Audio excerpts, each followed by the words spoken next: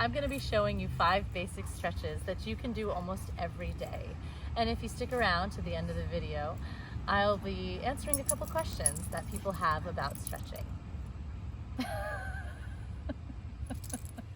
So in order to get ready to do some stretching, you're going to need a couple things. Either a yoga mat or a stretch mat or a carpet, some yoga blocks, or a towel. There are 2 types of yoga blocks, thinner type and a thicker type, and we will put the link in the information below. If you don't have that, you can also use a towel and roll it up. This is just a basic beach towel, and you can roll it up. You can use it, you know, in a little bit more of a, almost a square size. So a lot of people seem to have concerns about their neck and shoulders. I actually do as well. So if you want to do it seated, you're going to grab a block or your towel and just get that right underneath your sits bones, sit up nice and tall, and then you're ready for some shoulder rolls.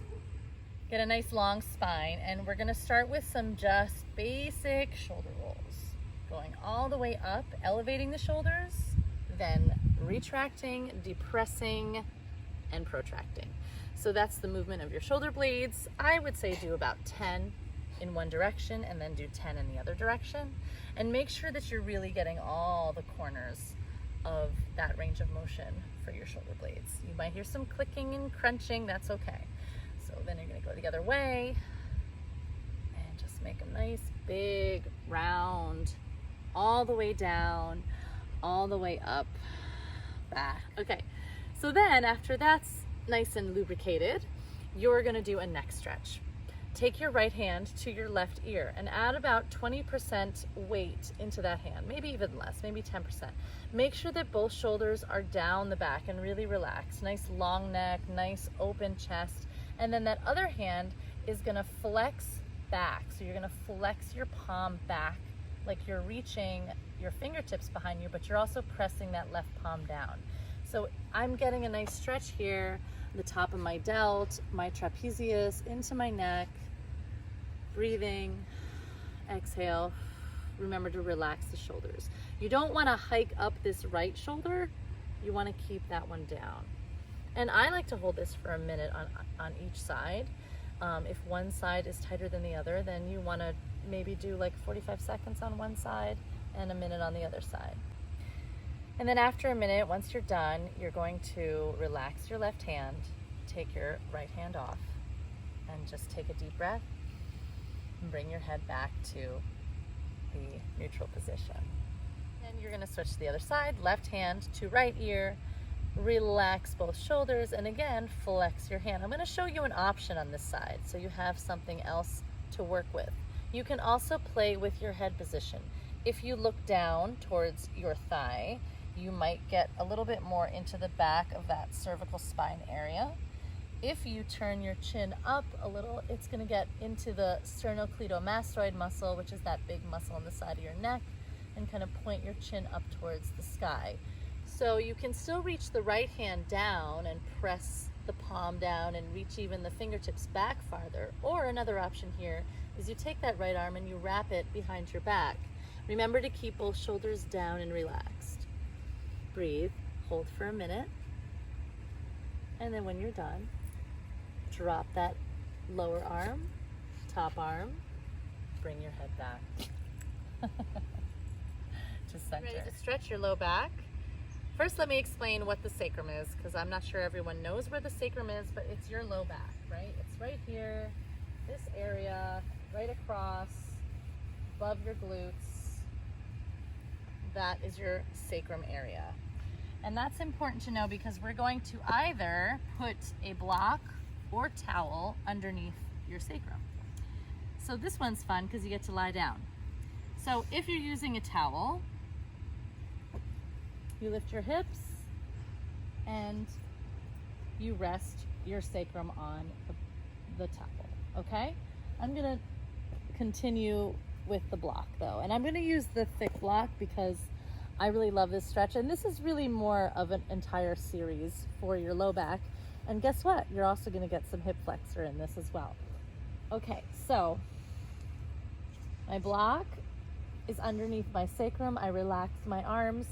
My feet are flat, knees are facing the ceiling, and I'm just gonna breathe. My pelvis is in a pretty much neutral position. Like I'm not tucking up and I'm not arching my back like that. I'm in a neutral position with my pelvis. And then just here, as you breathe, you're gonna let that sacrum relax onto the block, really kind of flatten. And then I want you to just do a couple knee waves from side to side. Just a couple. Breathing, inhaling through your nose and exhaling through your nose. Trying to go with some diaphragmatic breathing, breathing low and deep. Great.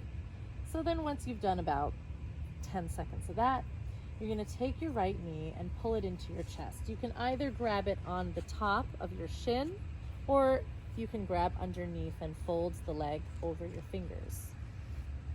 From here, I'm pulling my right knee in. Now, if your hip flexors are really tight, you might get an impingement in that right hip area where it feels like it's kind of pinching. So if that's the case, just, listen to your body and play with that position of the knee. Maybe you can't bring it all the way in. From here, you're gonna extend your left leg all the way out, like as if you're standing on the floor with that left leg. I'm actively reaching through the left leg and opening up my hip flexor. Breathe.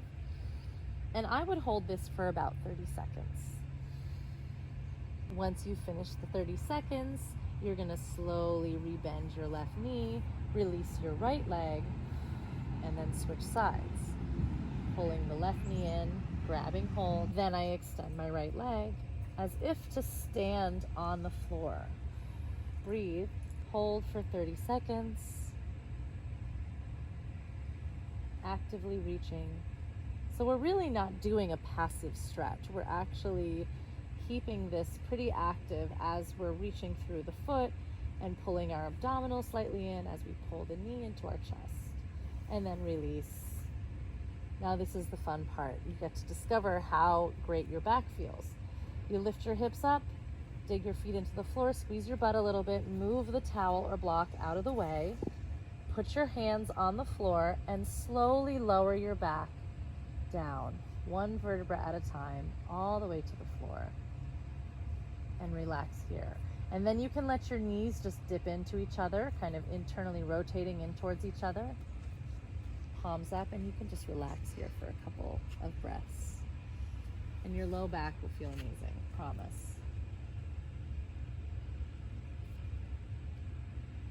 I'm going to show you a hamstring stretch while seated. So let's start with the left leg straight, and you're going to bend your right knee into kind of like a hurdler's stretch. If you can't bring your right foot all the way to the inner thigh like this, you can bring it to your calf and then use that towel or your block and prop your knee up so that you're getting that external rotation. Breathe in, reach your arms up, nice straight back, and then hinge forward. Try not to round and slouch, but reach and hinge forward. If you can't grab your foot, because I have pretty flexible hamstrings, you can grab your shin, and guess what? You can also use the towel as a strap around your foot and hinge this way, right? So I'm holding here maybe about 30 seconds. That external rotation in the thigh is also gonna help my low back to stretch. So if you're someone who has tight hamstrings and also your low back is, giving you issues because you've been sitting at a desk all day, this is a great stretch to do. I like to hold for about 30 seconds. Breathe in, Maddie. Breathe with me. Exhale and hold. There's a big concern for stretching hip flexors. I too need to stretch my hip flexors. Your hip flexors are right here. So if you spend a lot of time sitting at a desk, you probably need to stretch your hip flexors. So here's one that I really like. If you have any problems with your knee, you're gonna wanna pad your knee. I know I've got my double yoga mat here, but I'm even gonna pad my knee because why not? Let's be safe.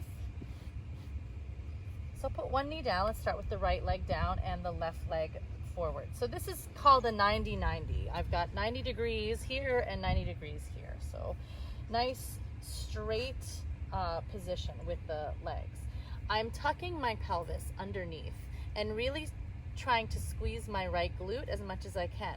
My left leg is active as well. It's pressing down into the floor, and my foot's kind of gripping the floor as if to pull my leg back, like as if I were to try to lean forward. So this is just step one. I'm squeezing my glute, I'm pulling my abdominals in and up, and I'm getting a stretch down the hip flexor area into the quad. You can stay here and hold this, and believe me, this is effective. Or if you want to take it a little further, grab your blocks, place them in front of you, inch your left foot a little bit forward, and then actually pull yourself forward as if to come into almost a lunge. I'm still squeezing my glute, and then you can place your hands down on blocks and hold here. Breathe. And because I teach a lot of mobility drills, this is a very good mobility drill, and the longer you hold and harder you squeeze, the more effective the stretch will be. So I'm squeezing my glute, really feeling that opening in the top and front of my hip and quad, and I'm pulling my abdominals in. Now, if that's too much, remember, you can always just hold it right there. I thought of giving you this next stretch, which is primarily for your calves and hamstrings, mostly because during the summer season, we're all wearing flip-flops and sandals, and I get a lot of requests about stretching their feet. So, your block or your towel set up, I'll show you on both. You're gonna take half of your foot on the block. Obviously, the thicker blocks, it's gonna be a little bit more challenging to get this is called dorsiflexion, or flexing the foot, to get the heel on the ground and your foot over the block. Sometimes my clients will have the block kind of popping up like that. Then you're gonna step the other foot forward so that the feet are parallel. From here, you're going to roll down and hold the stretch. I'm feeling it in my calf and my hamstring, and now here's the important thing. I want you to squeeze your quad. A lot of the times in stretching, this whole passive activity, it's not good because you're just kind of dumping into your joints. But if you're squeezing your quad, actively working the front of the anterior of the thigh muscle, you're gonna get a nice stretch in the posterior all the way down that chain. I like to hold this for a minute, breathe, and then when you've finished, you kind of soften your knees a little and slowly roll yourself up and walk it off. Okay, so now I'm gonna show you the left side to do that calf stretch with the towel in case you don't have blocks. And this is quite the modification. It's obviously not gonna put your foot up into that dorsiflexion like the block does. Step your right foot up to meet it. Breathe in, exhale, roll all the way down and release, but keep that left quad squeezing. And if you do have a block and you want to still use the towel, you can also do all sorts of things like rest. You can also rest on a chair here and breathe. And then once you've done your minute, you bend your knees and you slowly roll up and walk it off. Sticking with the foot theme, in addition to stretching our calves, we're going to stretch the top of the foot as well. So I'll stand sideways so you can see. Stand on your left leg, take your right foot, cross it over your left, and press the top of your foot, where your knuckles of your toes are, into the mat. You'll notice that my heel is in line with my middle toe. It's not sickling in or out, which is eversion and inversion. We're keeping that foot nice and straight.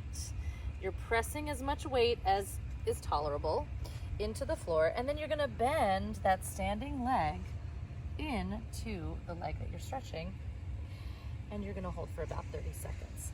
I'm getting a nice pull on the fascia, the connective tissue, on the top of my foot and in the front of my ankle, all the way up my shin bone. Hold, breathe, and after 30 seconds, release, and then just give that foot a little pat.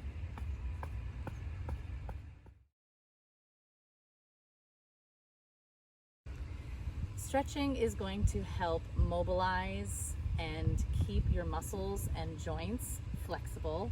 It's going to help increase range of motion so that you don't get stiff and tight. And it's going to hydrate your ligaments, your joints, and your muscles.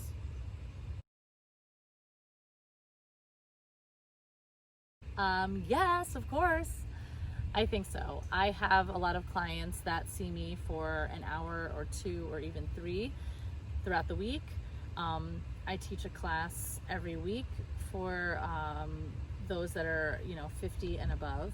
And yes, it is very beneficial for you to stretch and do some kind of mobilization for 20 minutes. Maybe not every day, maybe 6 days a week.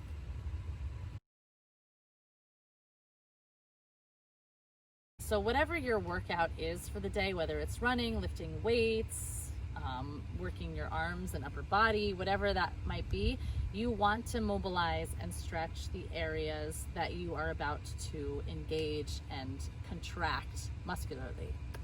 So if you run and you don't go warm up before you run, you might pull something. You might actually injure yourself. So yes, stretch before you work out.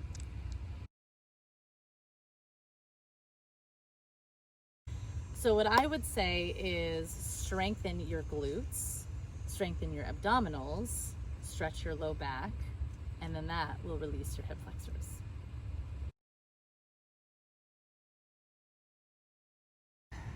You can feel the stretch. Maddie needs attention. And hold for about 30 seconds.